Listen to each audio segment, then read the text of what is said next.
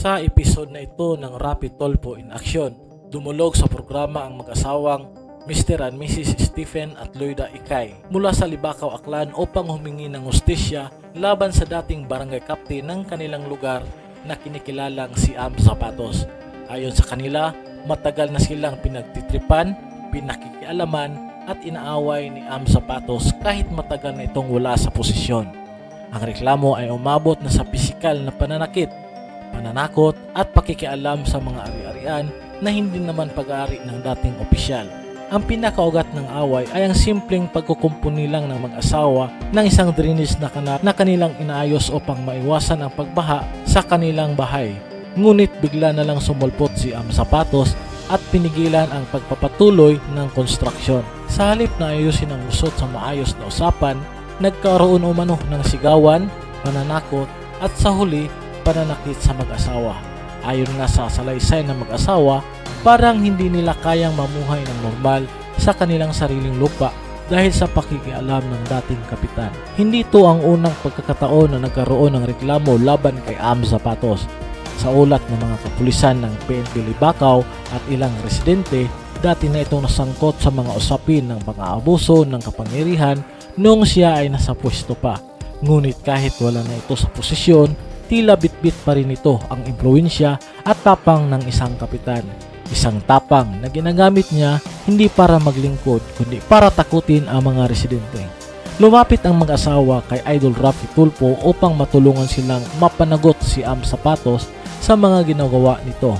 Ayon kay Idol Rafi, hindi dapat hinahayaan ang ganitong uri ng pag-uugali lalo na kung malinaw na ang isang tao ay lumabag sa batas at nangingialam sa hindi niya sakop. Mabilis ang naging tugon ng team ni Tulfo. Nakipag-ugnayan sila sa PNP Libakaw, humingi ng dokumento ng reklamo at nakipagkoordinasyon sa mga lokal na opisyal upang masigurong mapanagot ang dating kapitan. Isa pang nakakabahalang punto sa episode ay ang tila takot ang ilang mga opisyal at residente sa nasabing dating kapitan. May mga damanggit din sa episode na tila nag-alangan magbigay ng pahayag laban kay Am Zapatos dahil sa pangamba nagantihan sila.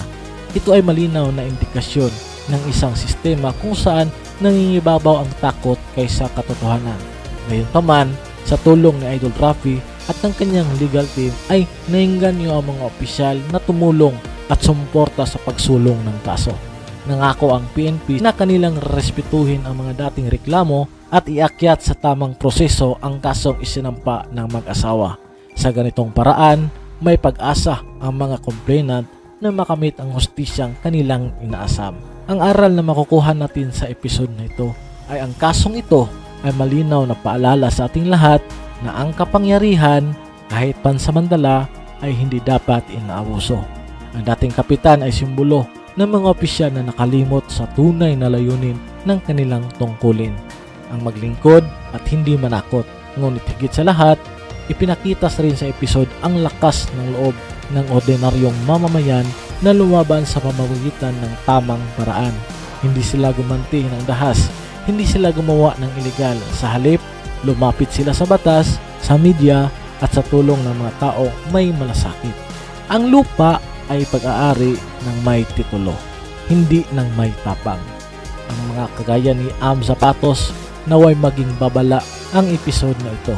Ang dating kapangyarihan ay walang saysay kung gagamitin sa pang-aapi. Sa mga kagaya ng mag-asawa, maging inspirasyon sana sila na ang hustisya ay hindi lang para sa mayaman o makapangyarihan. Ito ay para sa lahat, lalo na sa mga inaapi.